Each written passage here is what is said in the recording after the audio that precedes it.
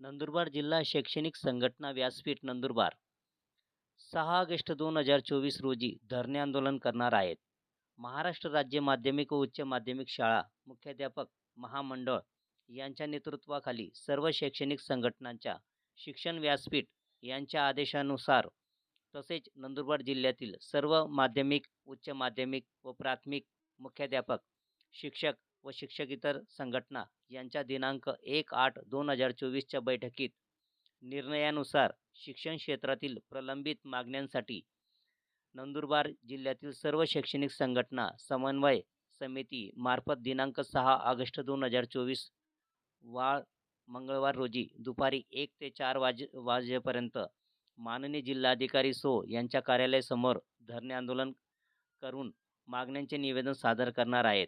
जिल्हाधिकारी सो नंदुरबार, जिल्हा पोलीस अधीक्षक नंदुरबार, जिल्हा परिषद महाराष्ट्रातील प्राथमिक, सो माध्यमिक व उच्च माध्यमिक शाळांचे अनेक प्रश्न शासन दरबारी प्रलंबित आहेत. या प्रलंबित प्रश्नांना वाचा फोडण्यासाठी दिनांक 19 जुलै 2024 रोजी महाराष्ट्र राज्य मुख्याध्यापक महामंडळाने पुणे येथे एक बैठक घेतली. या बैठकीत असा निर्णय झाला की दिनांक 6 ऑगस्ट 2024 रोजी राज्यातील संपूर्ण जिल्ह्यात मोर्चा किंवा धरणे आंदोलन घेण्यात यावे. त्या महामंडळाच्या सूचनेनुसारच नंदुरबार जिल्ह्यात सुद्धा सर्व शैक्षणिक संघटनांना एकत्र करून एक बैठक घेतली.